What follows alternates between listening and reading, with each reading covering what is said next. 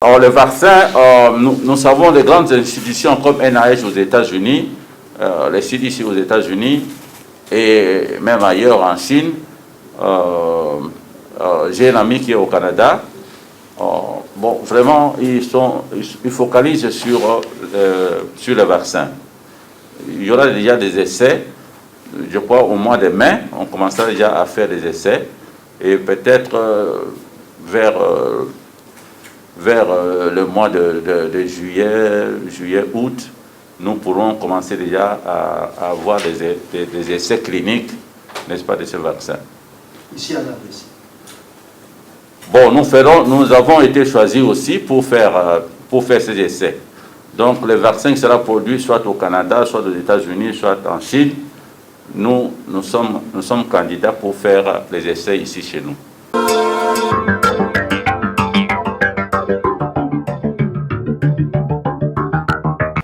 Toujours à l'écoute de votre émission, mesdames et messieurs, je vous salue partout dans le monde entier, là où vous êtes en train de suivre cette émission. Nous sommes là pour mettre le point sur le i et Congolais, Congolaises, je vous appelle partout d'où vous vous retrouvez de prendre conscience parce que l'heure est grave. L'heure est grave. L'heure est grave. Mais moi, je me trouve actuellement à Kinshasa, ville province, il y a République démocratique du Congo, aux alliés capitale Yambo, Canabiso, Congo, Kinshasa. L'heure est grave, je vous invite de partout dans le monde entier. Je sais qu'il y a des gens qui vont ignorer cette émission. Il y a aussi des personnes qui vont trop bien considérer l'émission parce que ce que je vais vous dire, ce que je vais vous informer, actuellement, c'est vraiment très très important. Et sachez que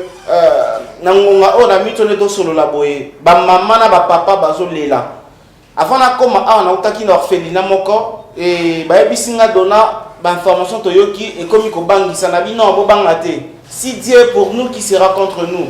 Donc ça vraiment likambu ya pasi makasi lelo tozali bongo samedi et lobby le docteur Muyembe ozali spécialiste na makambu oya ko la recherche pour na retrouver remède ya virus oyo na kombo ya corona asalaki point de presse na lobby. Et ça là vraiment pas si makasi. Merci na ba diaspora na comprendre les lots qui ba message. Oye utaka na ba diaspora ba message et utaka partout. Auto monde na ba groupe na ba nini congolais bosala boye congolais bosala boye. C'est aujourd'hui que moi je considère tous ces messages. Oye utaka na ba ndeko na biso ba diaspora parce que vous êtes là-bas partout na Afrique et pardon na Europe, bosana Asie, bosana Amérique, bosana partout. Vous avez la facilité à comprendre directement l'information, à comprendre directement le lobby, parce que binonde besoin d'un pays, pays où ils ont déjà développé par rapport à biso où tous en mboka awa, tous en difficulté à comprendre ce qui se passe à l'étranger, bien que les réseaux sociaux, bien que les téléphones makambutu.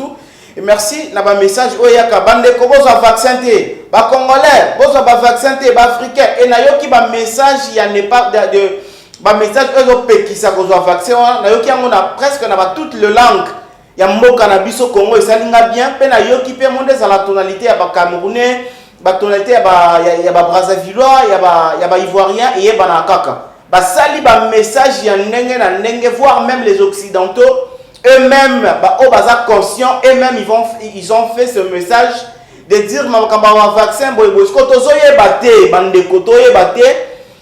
Après awa tozo na balabala to tuna batu mais to kosala nini bino bolobi na biso ke bozo s'informer bosali ba recherche que no vaccin wana eza na mwa mbilinga vaccin wana mwa mobulu eza na kati et tandis que hier le spécialiste à makamba ba vaccin oyo le spécialiste oza comme docteur numéro 001 na makambo ya Ebola o asisa ki Ebola ezali bongo docteur na biso papa na biso Moyembe. Et puis, makambo ya coronavirus, c'est toujours lui qui est en tête de ça pour la recherche ya koluka, ba remède ya Ebola.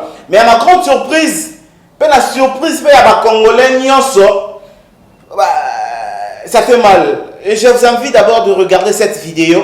Ce qu'a été hier la conférence de presse, il y a Dr Muyembe, nini alobi na ba Congolais et nini siko tozozela. Suivons la vidéo, suivons la petite vidéo. Et puis on se retrouve juste après, merci. Alors le vaccin, nous savons les grandes institutions comme NIH aux États-Unis, les CDC aux États-Unis et même ailleurs en Chine.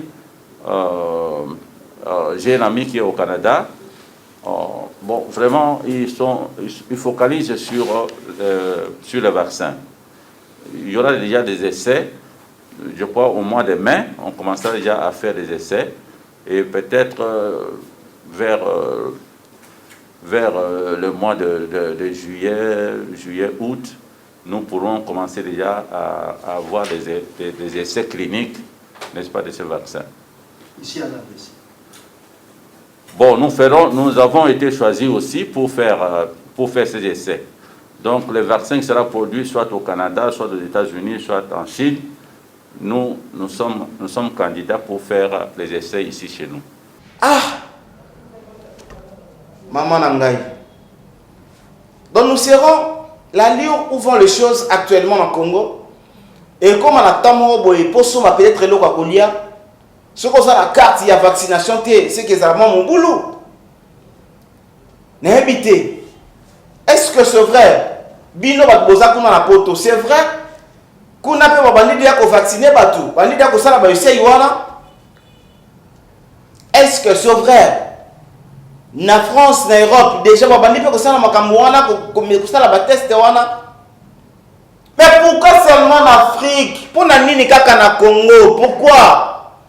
Pendant que vous, nos frères et sœurs, au besoin à l'étranger, conscience c'est ça qui déjà éveillé avant même bango bas de bango officiellement. Conscience na bino ça qui déjà éveillé que vaccin moko boye ko ya boye za mbilinga parce que le problème est ça boye tondi melanani mama o azana kaluka mama o azana changu kuna mama o azana matete na fin fo mama o azana babwa dikuna mama oyo azana loja mama oyo azana na kabela kamwanga akondimela nani andimela docteur Muyembe to andimela ba audio o tozoyoka que to se faire vacciner té. On pose la question. Nos frères et sœurs journalistes et chroniqueurs, bosa wapi, tout ça n'a embarras de choix la minute l'autre samedi et bandit déjà balobi d'ici mois de mai. L'autre a le 5. Toi dans le 5 et pardon l'autre a le 4. Le 4 mois de mai quand la minute zo banda. Donc bazo obligé vaccination na batu. Maintenant to sala nini pe to kondimela nani maître John en Suisse. Bino kuna déjà babandi ko sala makambo wana, babandi ko meka bino ba vaccin. Les mots me manquent et j'ai de larmes aux yeux. Franchement, j'ai de larmes aux yeux. Moutouma ba yesinga bidona, à l'où vont les choses. Et comme que ce qu'on a ambassade boye boye, au bandi ko ça la démarche pour que ne sika boye. Avant pas pesa yo visa, avant ba démarche, il faut la qui sa carte de vaccination on a. Nos cartes de vaccination on a et comme on a un niveau membre que non donc ce qu'on y a moitié au raté makambo belé parce que aujourd'hui yango et nuire vie na yo. Maintenant où sommes-nous? Où partons où nous partons? Essayons un peu de nous aider. Bakondi ya mboka en tout cas tozobela la bino bakondi ya mboka bo pesa biso ba éclaircissement ya malamu bo expliquer biso bien.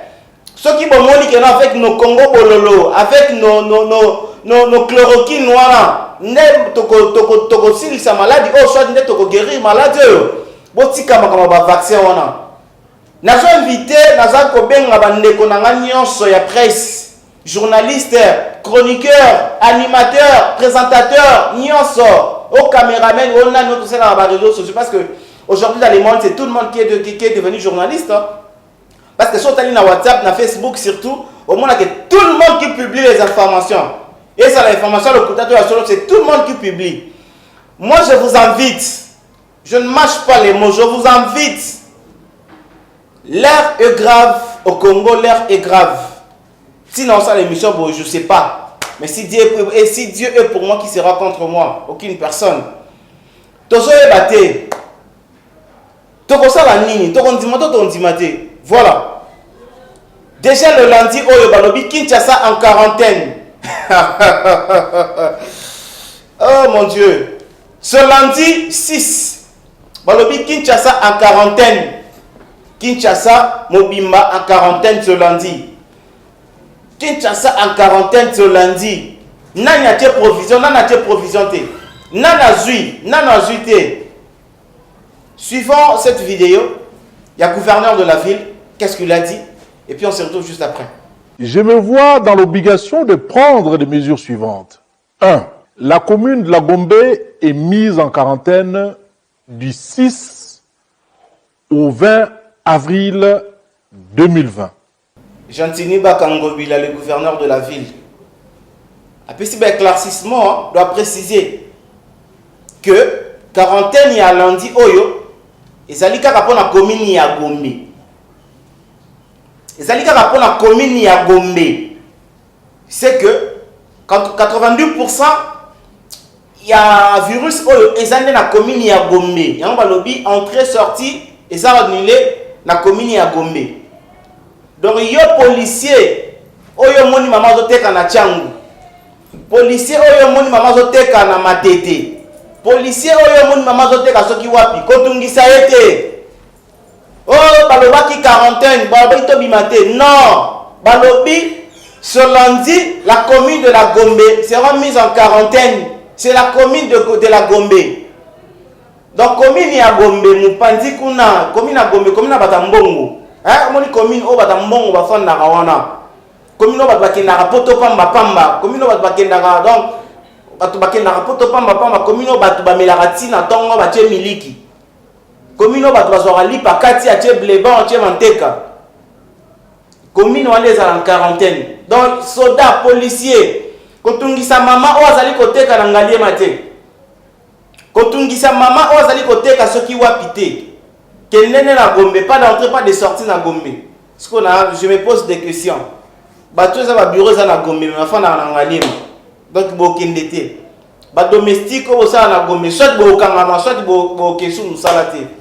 Et na habité. Bino ba domestique bo ça na ba Gombe wana. Et que na kati ya ndako oyo salaka. Mo continue yo moko boya za qui déjà positif. C'est que yo déjà mukolo serva qui est en osoba qui chez donc au dispatcha qui yango. Mais franchement ça qui juste à pour na ko amiseka moi galère, moi pardon moi galerie. Mais l'heure grave je vous dis et je vous confirme, je vous affirme que l'heure grave par rapport à tout ce que le docteur Moyembe vient de nous dire, et ça l'a vraiment passé. Ça nous fait vraiment mal. Et ça l'a passé ma casse na mutema, to comme embarras de choix. To comme maître John en Suisse, Congolais a comme embarras de choix à ça la nini. Na mois de mai, tous attendre na vaccin ou pas. Bande qu'on a biso la poto, c'est le numéro est là. Et donc bon son biso tout ça la nini. Tout ça la nini que oui, tout ça la boy, tout ça la boy, tout ça la boy. Gouverneur de la ville, ba bourgmestre, ba chef de rue, ba honorable député. Boloba, bole kanaba télévision, bole kanaba itandoike, bole kanaba avenir mike boloba. Bopesa biso information moko ya bien pe ya kitoko. Oyo tokoyeba kosalela. Tokosalela yango ndenge nini? Toyebite. Est-ce que bande kona biso pe baza pe libana bamboka? Est-ce que bozo ki da vaccination? Nous plairons avec toute la famille o ba bungisi bande kona bango na ba moment o nyoso. Et ça na coronavirus ou pas na ba moment o nyoso bande ko o ba bungisi ba famille na bango tout ça ko compatir na bino. Blanchard Mosaka aujourd'hui le corps de son père Zobi Makanami ngité to za kuna. Blanchard Mosaka repose en paix. Blanchard Mosaka que molimo ya papa na yepe manakimia. Joyce Manya Malika, maman na déjà repose en paix la maman de Joyce Manya Malika. Tout ça toujours pour les lana ba o bazo lila. Pe tozali ko présenter bongo ba condoléances sincères la famille ya bandeko nyonso o ba otibotika biso libanda ya mboka tope awa maman Loris la congolaise motema pasi bandeko boza peza ebele o ba otibotika biso kaka na maladie oyo mususu na maladie o mususu na maladie oyo na maladie ote donc ça la vraiment pasi makasi yango nazo benga na ba congolais na bandeko na biso bino boza libanda ya mboka boyeba na kosunga biso toyeba. Est-ce que réellement il faut toujours un vaccin oyo tout soit yangote donc dit mais la bino bien donc dit mais la docteur ou spécialisé voilà bon on a déjà ba photo wana on les a ndeko na biso égide Zangamoyo égide Zangamoyo repose en paix qui donne repose en paix azande ko na biso de kotika biso coronavirus ou pas te présenter ma condoléances na famille na yé biologique na famille na yé biologique te présenter vraiment ma condoléances la famille à égide Zangamoyo. Merci beaucoup na Badon Soubolanda Bisso et te présenter ma sincère condoléances na famille mobimba ya Monsu Mosengo ya vie na biso Monsu Mosengo repose en paix vie na biso Monsu Mosengo te kotika biso tozolela kaka siko matanga ezate kana boke na cimetière boke na mort matanga ezate okufi bazui bake kunda yosili Monsu Mosengo libota no mobimba toza kolela na bango elongo Adrien Mukiadi ezo sala passe ba mécène na mboka na biso Adrien Mukiadi toza kolela elongo na libota na yo kende pema na kimia tikete molimo na ona bakoko baya maona malembe Patrick Mwabila n'est plus vraiment que son âme repose en paix et nous plairons ensemble avec toute sa famille biologique il y a Patrick Mwabila et puis Papi Kanza aussi repose en paix Papi Kanza n'est plus Papi Kanza ote kotika biso pema na kimia Papi Kanza Loris la congolaise pema na kimia balobi okotika la carte toujours gravé dans la mémoire na biso Loris la congolaise pema na kimia JC Katanga motomoko bien JC Katanga pema na kimia balobi to kobosa na kayo ata mukolo moko te JC Katanga pema na kimia bebembo pema susu na kimia mama na biso bebembo wana zaki surnom na ye bebembo pema na kimia mama na biso Adelar Kiala papa na biso Adelar Kiala pema na kimia et pourquoi pas aussi Regina ndeko na biso Regina aussi papa na biso sur Regina pema na kimia donc ezo sala vraiment passe makasi voilà wana zalaki bongo tiko mona bongo ba photo ya ba ndeko na biso o ba te kotika biso toza kolela elongo na ba famille na bango toza vraiment kolela elongo bolanda vidéo oyo tout se retrouver juste après. Mon intention en parlant de vaccin Covid-19 n'était pas d'affirmer que nous allons commencer la vaccination en RDC sans qu'il soit testé auparavant en Amérique et ailleurs. Des essais de vaccination ont déjà commencé dans ces pays, notamment les États-Unis et en Chine. Par ailleurs, tout ça qu'on toujours à citer quand on a makambo ya ba vaccin. Totali ensemble le ngona bino totali ba vidéo na ba vaccin. Ba maman ba tuna biso mais papa bino ne ba pandisa ngoti. Bino ne ba lobeli, ba ken na bozawa pi balandele, nyoso bozawa pi. Les animateurs de télé, les chroniqueurs de la musique, les journalistes des journaux télévisés, les journalistes de magazine, bozawa pito sangana, toyeba ezanini, et puis tu peux cette information, il y a clair, toi ça va nous dire que oui, vous se vacciner ou pas. To sangana elongo. Ensemble na bande ko na biso oyo baza ba spécialiste pe libanda ya mboka boye bisa biso pe sa biso confirmation parce que Congola zali kolela soki na lobi na bima na minute nde to so la boye na lobi na bima na balabala na sa baladeur boyoka point de vue ya papa na mama na mwana ya yana leki boyoka point de vue ya mutu na mutu bokolela bato bazolela na mai na miso comment ba oboma biso vivant réellement bazo boma biso vivant to ya solo bazo sauver biso ke malade wana zo biso te docteur Muyembe ayebisi biso que ye alingaki ye a pensa kite ke non ekobanda vaccination na ekobanda ba esi nango awa mais bayebisi ye que na États-Unis déjà babandi ya ba esi ba vaccination wana yango to loba Mohamed na États-Unis nani susu na États-Unis mon frère Raoul Lukaya Kaulu na États-Unis Nani Lisusu, Kojak Kabuya, aux États-Unis, qui est encore aux États-Unis d'Amérique? Qui encore, je peux citer son nom? Baye Bisabiso, est-ce que Bandi Bango déjà kuna Canada? Déjà Bandi Bino kuna na vaccination oyo. Biso awa, batu bazoye bate. Siko bato bakozwa vaccin wana, bato déjà babeli yango, et babiki, ou bien bato na babeli yango te. Ce que tu as tout ça embarras de choix. Tout ça embarras de choix. Tu as c'est la mot d'ordre moi que quoi ya kaka que ba bisabiso que non bozo soit bozo te ba bito zoa. Mais bino ba bito zoa te mais tout ça la nini maintenant là. Qu'est-ce que nous allons faire? Tout ça liko benga na ba konzi ya mboka. Message wana bazela kaka te mois de mai koma si maba ko pesa ba précision que non faut bozo yango pona boye. Déjà partir ya sika oyo basoko la mémoire ya batu to senga bino bolanda biso présidence primature gouvernorat de la ville bino bolanda biso to senga bino déjà maintenant bosoko la mémoire na biso to se préparer na kozwa yango, soit to se préparer na kozwa yango te. C'est le temps ya ko préparer ya ko sukola mémoire ya ba congolais nyonso pour na makambo ya vaccin oyo. Makambo ya vaccin oyo ezali vraiment très grave, ba mama bazo pesa biso ba pandisango mukuma. Mais biso ba pandisango tozali na information sur ya koloba na bango te. To pekisa ou bien to esa bango bandima. Tozoye baté jusqu'à maintenant, tozoye baté. Yango wana dona kondelo na leki na itondo ike. Ya kosenga collaboration na bino na biso to ça la collaboration makasi pour que message oyo ezala très bien capté.